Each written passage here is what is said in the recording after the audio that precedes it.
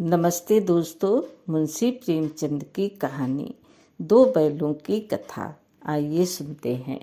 जानवरों में गधा सबसे ज़्यादा बुद्धिहीन समझा जाता है।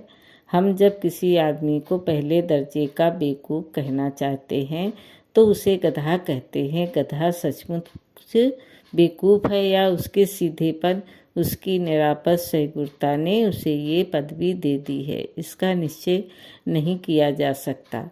गायें सींग मारती हैं। ब्याही हुई गाय तो अनायासी सींगनी का रूप धारण कर लेती हैं। कुत्ता भी बहुत गरीब जानवर है, लेकिन कभी कभी उसे भी क्रोध आ ही जाता है, किंतु गधे को कभी क्रोध करते नहीं सुना न देखा। जितना चाहो गरीब को मारो, चाहे जैसी खराब सड़ी हुई घास सामने डाल दो, उसके चेहरे पर कभी असंतोष की छाया भी नहीं दिखाई देगी। बैसाख में चाहे एक आध बार गुलेल कर लेता है, पर हमने तो उसे कभी खुश होते नहीं देखा। उसके चेहरे पर स्थायी विषाद स्थायी रूप से छाया रहता है। सुख दुख हानि लाभ किसी भी दशा में उसे बदलते नहीं देखा। ऋषियों मुनियों के जितने गुण हैं वो सभी उसमें परकथा को पहुँच गए हैं, पर आदमी उसे बेवकूफ़ कहता है। सद्गुणों का इतना अनादर, कदाचित सीधापन संसार के लिए उपयुक्त नहीं है। देखिए ना, भारतवासियों की अफ्रीका में क्या दुर्दशा हो रही है। क्यों अमेरिका में उन्हें घुसने नहीं दिया जाता। बेचारे शराब नहीं पीते, 4 पैसे कुछ समय के लिए बचा कर रखते हैं, जी तोड़कर काम करते हैं, किसी से लड़ाई झगड़ा नहीं करते, 4 बातें सुनकर गम खा जाते हैं, फिर भी बदनाम है कहा जाता है। वे जीवन के आदर्श को नीचा करते हैं। अगर वे ईंट का जवाब पत्थर से देना सीख जाते तो शायद सभ्य कहलाने लगते। जापान की मिसाल सामने है। एक ही विजय ने उसे संसार की सभ्य जातियों में गण बना दिया, लेकिन गधे का एक छोटा भाई और भी है जो उससे कम ही गधा है, और वो है बैल। जिस अर्थ में हम गधा का प्रयोग करते हैं, कुछ उसी से मिलते जुलते अर्थ में बछिया के ताव का भी प्रयोग करते हैं। कुछ लोग बैल को शायद बेवकूफ़ी में सर्वश्रेष्ठ कहेंगे, मगर हमारा विचार ऐसा नहीं है। बैल कभी कभी मारता भी है, कभी कभी अड़ियल बैल भी देखने में आता है, और भी कई रीतियों से अपना असंतोष प्रकट कर देता है। अतएव उसका स्थान गधे से नीचा है। झूरी के पास 2 बैल थे, हीरा और मोती। देखने में सुंदर, काम में चौकस, टील में ऊंचे। बहुत दिनों साथ रहते रहते दोनों में भाईचारा हो गया था। दोनों आमने सामने या आसपास बैठे हुए एक दूसरे से मुख भाषा में विचार विनिमय किया करते थे। एक दूसरे की मन की बात को कैसे समझा जाता है हम कह नहीं सकते। अवश्य उनमें कोई ऐसी गुप्त शक्ति थी जिससे जीवों में श्रेष्ठता का दावा करने वाला मनुष्य वंचित है। दोनों एक दूसरे को चाट कर सूंघ कर अपना प्रेम प्रकट करते। कभी कभी दोनों सींग भी मिला लिया करते थे, बेग्रह के नाते से नहीं, केवल विनोद के भाव से, आत्मीयता के भाव से। जैसे दोनों में घनिष्ठता होते हैं, धौल धप होने लगता है। इसके बिना दोस्ती कुछ फुसफसी, कुछ हल्की सी रहती है, फिर ज़्यादा विश्वास नहीं किया जा सकता। जिस वक्त वे दोनों बैल हाल या गाड़ी में जोत दिए जाते और गर्दन हिला हिलाकर चलते, उस समय हर एक की चेष्टा होती कि ज़्यादा से ज़्यादा बोझ मेरी ही गर्दन पर रहे।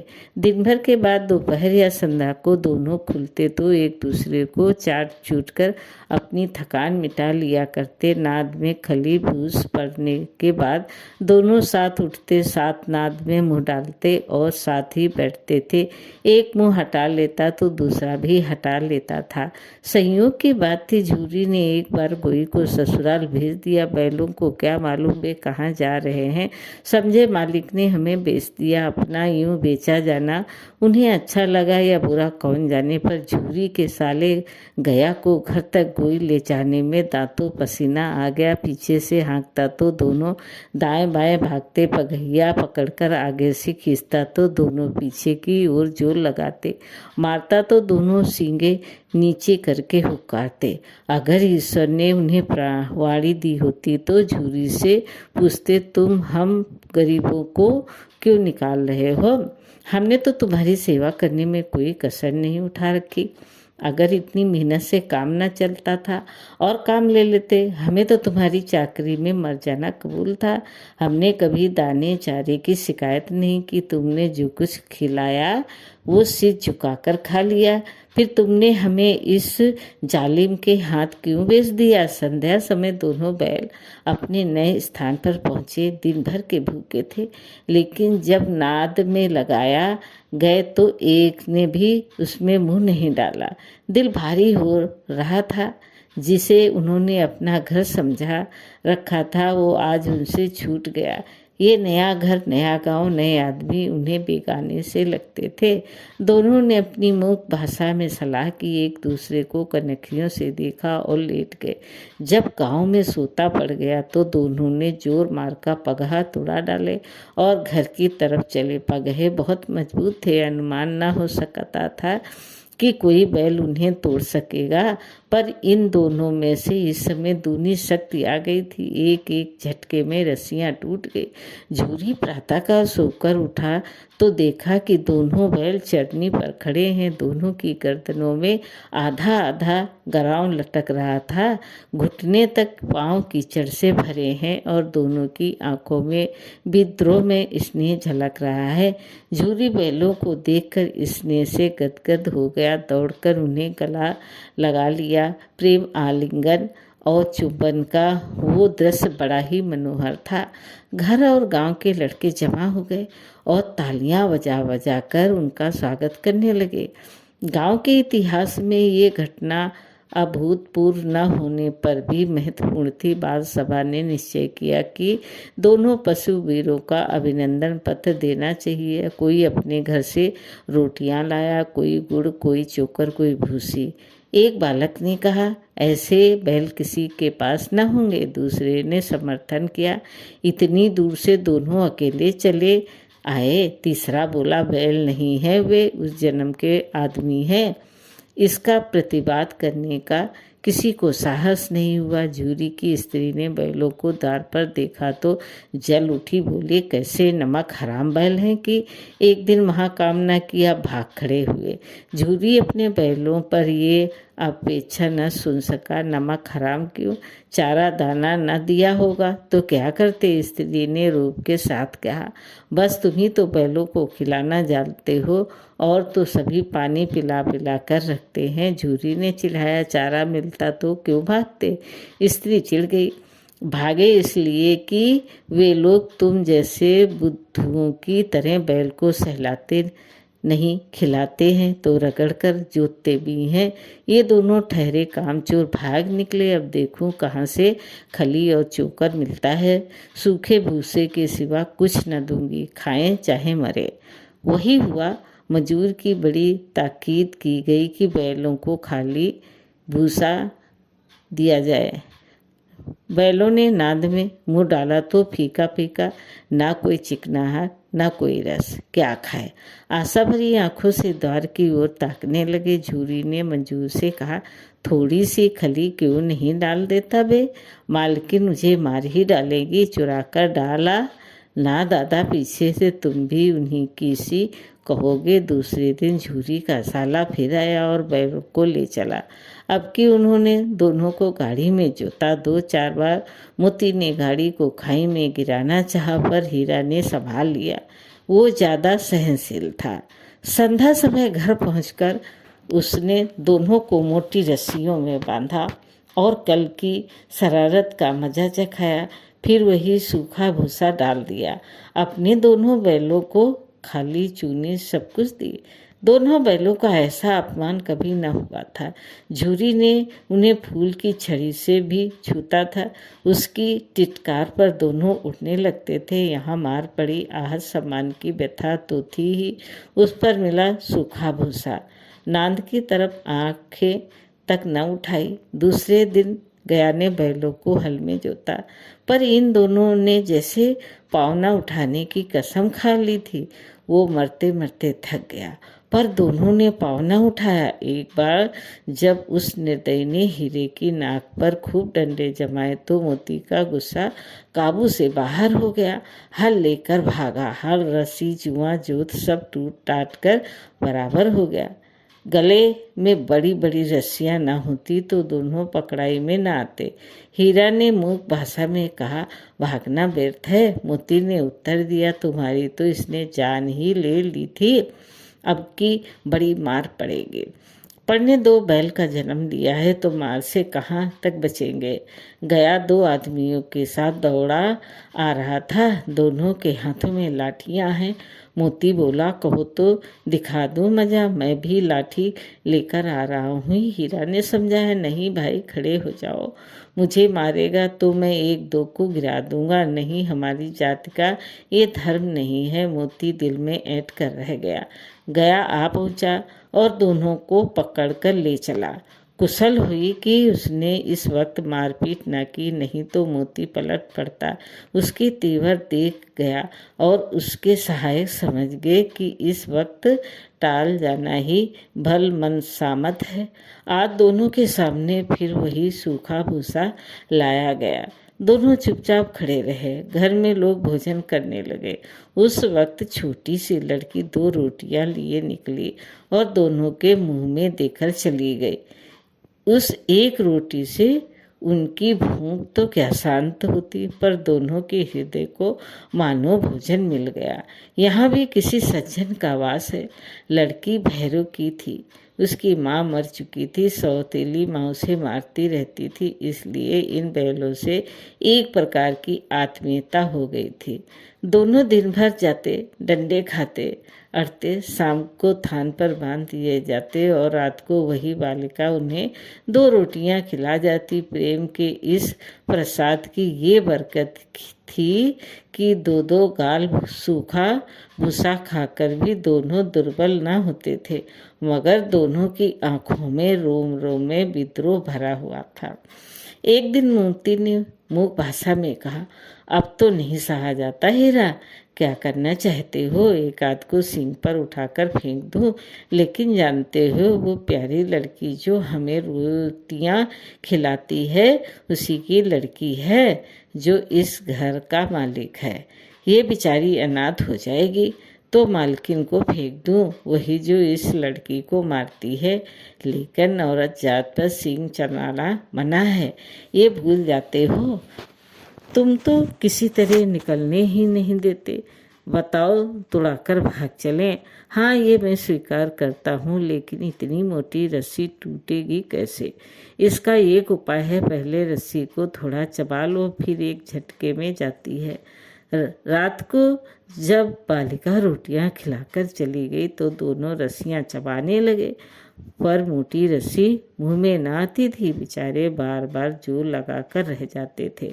साहस घर का द्वार खुला और वो लड़की निकली। दोनों सिर झुकाकर उसका हाथ चाटने लगे। दोनों की पूंछें खड़ी हो गई। उसने उनके माथे सहलाए और बोली, खोल देती हूँ, चुपके से भाग जाओ, नहीं तो ये लोग मार डालेंगे। आज घर में सलाह हो रही है कि इनकी नाकों में नथ डाल दी जाए। उसने गराव खोल दिया, पर दोनों चुप खड़े रहे। मोती ने अपनी भाषा में पूछा, अब चलते क्यों नहीं? हीरा ने कहा, चले तो, लेकिन कल इस अनाथ पर आफत आएगी, सब इसी पर संदेह करेंगे। साहस बालिका चिल्लाई। दोनों फूफा वाले बैल भागे जा रहे हैं, वो दादा दादा दोनों बैल भागे जा रहे हैं, वो दादा दादा दोनों बैल भागे जा रहे हैं, जल्दी दौड़ो। गया हड़बड़ाकर भीतर से निकला और बैलों को पकड़ने चला। वो दोनों भागे, गया ने पीछा किया और भी तेज हुए। गया ने शोर मचाया, फिर गांव के कुछ आदमियों को भी साथ लेने के लिए लौटा। दोनों मित्रों को भागने का मौका मिल गया, सीधे दौड़ते चले गए, यहाँ तक कि मार्ग का ज्ञान न रहा। जिस अपरिचित मार्ग से आए थे उसका यहाँ पता न था। नए नए गांव मिलने लगे। तब दोनों एक खेत के किनारे खड़े होकर सोचने लगे, अब क्या करना चाहिए? हीरा ने कहा, मुझे मालूम होता है, राह भूल गए, तुम तो बेतहाशा भागे। वही उसे मार गिराना था। उसे मार गिराते तो दुनिया क्या कहती, वो अपने धर्म छोड़ते, लेकिन हम अपना धर्म क्यों छोड़े। दोनों भूख से व्याकुल हो रहे थे। खेत में मटर खड़ी थी, चलने लगे। रह रह कर आहट लेते रहते कि कोई आता तो नहीं है। जब पेट भर गया तो दोनों ने आज़ादी का अनुभव किया तो मस्त होकर उछलने कूदने लगे। पहले दोनों ने डकाली, फिर सींग मिलाए और एक दूसरे को ठेलने लगे। मोती ने हीरा को कई कदम पीछे हटा दिया, यहाँ तक कि वो खाई में गिर गया। तब उसे भी क्रोध आ गया, संभल कर उठा और मोती से भिड़ गया। मोती ने देखा खेल में झगड़ा हुआ चाहता है तो किनारे हट गया। अरे ये क्या, कोई सांड ढौकता चला आ रहा है। हाँ, सांड ही है। वो सामने आ पहुंचा। दोनों मित्र बगले झांक रहे थे। सांड पूरा हाथी था। उससे भिड़ना जान से हाथ धोना है, लेकिन ना भिड़ने पर भी जान बचती नजर नहीं आती। इन्हीं की तरफ आ भी रहा है। कितना भयंकर सूरत है। मोती ने मूक भाषा में कहा। बुरे फंसे, जान बचेगी, कोई उपाय सोचो। हीरा ने चिंतित स्वर में कहा। अपने घमंड में फूला हुआ है, आरजू विनती न सुनेगा। भाग क्यों ना चले, भागना कायरता है तो फिर यहीं मरो। बंदा तो 9-2-11 होता है, और जो दौड़ाए तो फिर उसे कोई उपाय सोचो जल्दी। उपाय यही है कि उस पर दोनों जने एक साथ चोट करें। मैं आगे से रगेदता हूँ, तुम पीछे से रगेदो। दोहरी मार पड़ेगी तो भाग खड़ा होगा। मेरी ओर झपटे, तुम बगल से उसके पेट में सींग घुसेड़ देना। जान जोखिम है, पर दूसरा उपाय नहीं है। दोनों मित्र जान हथेली पर लेकर लपके। सांड को भी संगठित शत्रुओं से लड़ने का तजुर्बा न था। वो तो एक शत्रु से मलय युद्ध करने का आदी था। ज्यों ही हीरा पर झपटा, मोती ने पीछे से दौड़ाया। सांड उसकी तरफ मुड़ा तो हीरा ने रगेदा। सांड चाहता था कि एक एक करके दोनों को गिरा लें, पर ये दोनों भी उस्ताद थे, उसे वो अवसर न देते थे। एक बार सांड झल्लाकर हीरा का अंत कर देने के लिए चला कि मोती ने बगल से आकर उसके पेट में सींग भोंक दिया। सांड क्रोध में आकर पीछे फिरा तो हीरा ने दूसरे पहलू में सींगे चुभा दिया।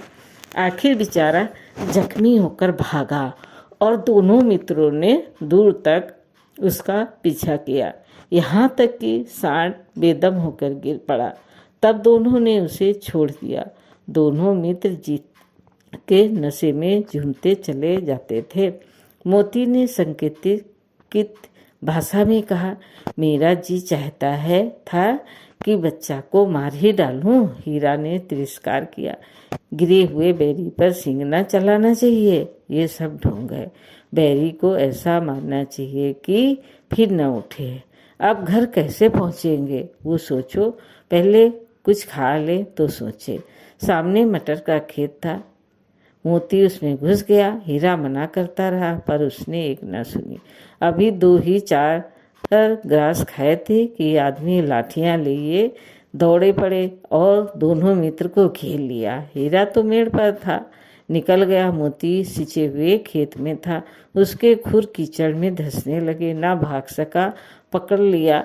हीरा ने देखा संगी संकट में है तो लौटना पड़ा, फंसेंगे तो दोनों फंसेंगे। रखवालों ने उसे भी पकड़ लिया। प्रातःकाल दोनों मित्र काजी हौज में बंद कर दिए गए। दोनों मित्रों को जीवन में पहली बार ऐसा सबक पड़ा कि सारा दिन बीत गया और खाने को एक दिन का भी ना मिला। समझ में ना आता था ये कैसा स्वामी है। इससे तो गया फिर भी अच्छा था। यहाँ कई भैंसें थी, कई बकरियाँ, कई घोड़े, कई गधे, पर किसी के सामने चारा न था। सब जमीन पर मुर्दा की तरह पड़े थे। कई तो इतने कमजोर हो गए थे कि खड़े भी न हो सकते थे। सारा दिन मित्र फाटक की और टकटकी लगाए रहते, पर कोई चारा न लेकर आता दिखाई दिया। तब दोनों ने दीवार की नमकीन मिट्टी चाटनी शुरू करी, पर इससे क्या तृप्ति होती। रात को भी जब कुछ भोजन न मिला तो हीरा के दिल में विद्रोह की ज्वाला दहक उठी। मोती से बोला, अब नहीं रहा जाता मोती। मोती ने सिर लटकाए हुए जवाब दिया, मुझे तो मालूम होता है कि प्राण निकल रहे हैं। आओ दीवार तोड़ डालें, मुझसे तो अब कुछ नहीं होगा। बस इसी बूते पर अकड़ते थे, सारी अकड़ निकल गई। भाड़े की दीवार कच्ची थी, हीरा मजबूत तो था ही। अपने नुकीले सिंह दीवार में गड़ा दिए और जोर मारा तो मिट्टी का एक चिपड़ा निकल आया। फिर तो उसका साहस बढ़ा। उसने दौड़ दौड़ कर दीवार पर चोटें की और हर चोट में थोड़ी थोड़ी मिट्टी गिरने लगी। उसी समय काजी हौस का चौकीदार लालटेन लेकर जानवरों की हाजिरी लेने आ निकला। हीरा का उद्दंडपन देखकर उसे कई डंडे रसीद किए और मोटी सी रस्सी में बांध दिया। मोती ने पड़े पड़े कहा, आखिर मार खाई, क्या मिला?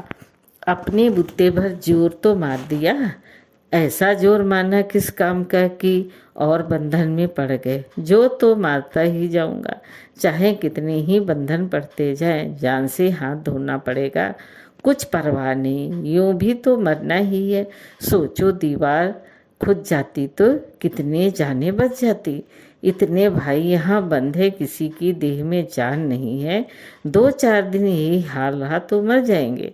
हाँ, ये बात तो है। अच्छा तो ला, फिर मैं भी जोर लगाता हूँ। मोती ने दीवार में सींग मारा, थोड़ी सी मिट्टी गिरी और फिर हिम्मत मिले। फिर तो वो दीवार में सींग लगाकर इस तरह जोर करने लगा मानो किसी प्रतिद्वंदी से लड़ रहा है।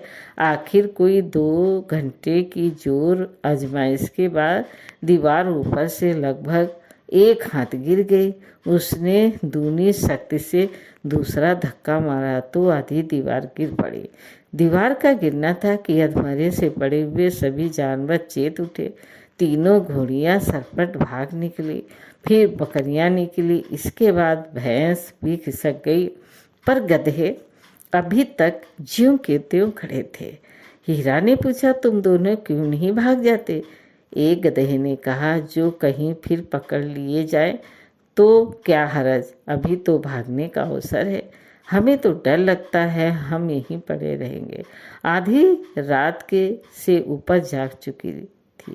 दोनों गधे अभी तक खड़े सोच रहे थे कि भागे या न भागे, और मोती अपने मित्र की रस्सी तोड़ने में लगा हुआ था। जब वो हार गया तो हीरा ने कहा, तुम जाओ, मुझे यहीं पड़ा रहने दो, शायद यही भेंट हो जाए। मोती ने आंखों में आंसू लाकर कहा, तुम मुझे इतना स्वार्थी समझते हो हीरा? हम और तुम इतने दिनों एक साथ रहे, आज तुम विपत में पड़ गए हो तो मैं तुम्हें छोड़कर अलग हो जाऊं? हीरा ने कहा, बहुत मार पड़ेगी, लोग समझ जाएंगे ये तुम्हारी शरारत है। मोती ने गर्व से कहा, जिस अपराध के लिए तुम्हारे गले में बंधना पड़े उसके लिए अगर मुझे मार पड़े तो क्या चिंता, इतना तो हो ही गया है कि 9-10 प्राणियों की जान बच गई, वे सब तो आशीर्वाद देंगे। ये कहते हुए मोती ने दोनों गधों को सींगों से मार मार कर बाड़े से बाहर निकाला और तब अपने बंधुओं के पास आकर सो रहा। भोर होते ही मुंशी और चौकीदार तथा अन्य कर्मचारियों में कैसी खलबली मची, इसके लिखने की जरूरत नहीं। बस इतना ही काफ़ी है कि मोती की खूब मरम्मत हुई और उसे भी मोटी रस्सी से बांध दिया गया। 1 हफ्ता तक दोनों मित्र वहाँ बंधे पड़े रहे। किसी ने चारे का एक तरण भी न डाला। हाँ, एक बार पानी दिखा दिया जाता था, यही उनका आराध्य था। दोनों इतने दुर्बल हो गए थे कि उठा तक नहीं जाता था। ठठरियाँ निकल आई थी। एक दिन बाड़े के सामने डुग्गी बजने लगी और दोपहर होते होते वहाँ 50-60 आदमी जमा हो गए। तब दोनों मित्र निकल आए और लोग आकर उनकी सूरत देखते और मन फीका करके चले जाते। ऐसे मृतक बल्लयों का कौन खरीदार होगा। साहस एक दरियाल आदमी जिसकी आंखें लाल थी और मुद्रा अत्यंत कठोर आया और दोनों मित्रों के कूल्हों में उंगली गोदकर मुंशी जी से बात करने लगा। चेहरा देखकर अंतर्ज्ञान से दोनों मित्रों का दिल कांप उठा। वो क्यों टटोल रहा है, इस विषय में उन्हें कोई संदेह न हुआ। दोनों ने एक दूसरे को भीत नेत्रों से देखा और सिर झुका लिया। हीरा ने कहा, गया के घर से नहीं भागे, अब तो जानना बचेगी। मोती ने आर्द्र श्रद्धा के भाव से उत्तर दिया, कहते हैं भगवान सबके ऊपर दया करते हैं, उन्हें हमारे ऊपर दया क्यों नहीं आती। भगवान के लिए हमारा जीना मरना दोनों बराबर है। चलो अच्छा ही है, कुछ दिन उसके पास तो रहेंगे। एक बार उस भगवान ने उस लड़की के रूप में हमें बचाया था, अब क्या अब न बचाएंगे। ये आदमी छुरी लगा चलाएगा, देख लेना। तो क्या चिंता, मांस खाल सींग हड्डी सब किसी के काम आ जाएगा। नीलाम हो जाने के बाद दोनों मित्र उस दड़ियल के साथ चले। दोनों की बोटी बोटी कांप रही थी। बेचारे पांव तक न उठा सकते थे, पर भय के मारे गिरते पड़ते भागे जाते थे, क्योंकि वो जरा भी चाल धीमी हो जाने पर डंडा जमा देता था। राह में गाय बैलों का एक रेवड़ा हरे भरे हार में चरता नजर आया। सभी जानवर प्रसन्न थे। चिकने चपल कोई उछलता था, कोई आनंद से बैठा पगरू करता था। कितना सुखी जीवन था इनका, पर कितने स्वार्थी हैं सब। किसी को चिंता नहीं है कि उनके दो भाई बधिक के हाथ पकड़े गए, कैसे दुखी हैं। साहस दोनों को ऐसा मालूम हुआ कि परिचित राह है, हाँ इसी रास्ते से गया उन्हें ले गया था। वही खेत, वही बाग, वही गांव मिलने लगे। प्रति क्षण उनकी चाल तेज होने लगी। सारी थकान, सारी दुर्बलता गायब हो गई। आह, ये लो, अपना ही हार आ गया। इसी कुएं पर हम पुर चलाने आया करते थे, यही कुआं है। मोती ने कहा, हमारा घर नज़दीक आ गया है। हीरा बोला, भगवान की दया है। मैं तो अब घर भागता हूँ, ये जाने देगा इसे मैं मार गिराता हूँ। नहीं नहीं, दौड़कर थान पर चलो, वहाँ से आगे हम न जाएंगे। दोनों उन्मत्त होकर बछड़ों की भांति कुलेले करते हुए घर की ओर दौड़े। वो हमारा थान है। दोनों दौड़कर अपने थान पर आए और खड़े हो गए। दड़ियल भी पीछे पीछे दौड़ा चला आता था। झूरी द्वार पर बैठा धूप खा रहा था। बैलों को देखते ही दौड़ा और उन्हें बारी बारी से गले लगाने लगा। मित्रों की आंखों से आनंद के आंसू बहने लगे। एक झूरी का हाथ चाट रहा था।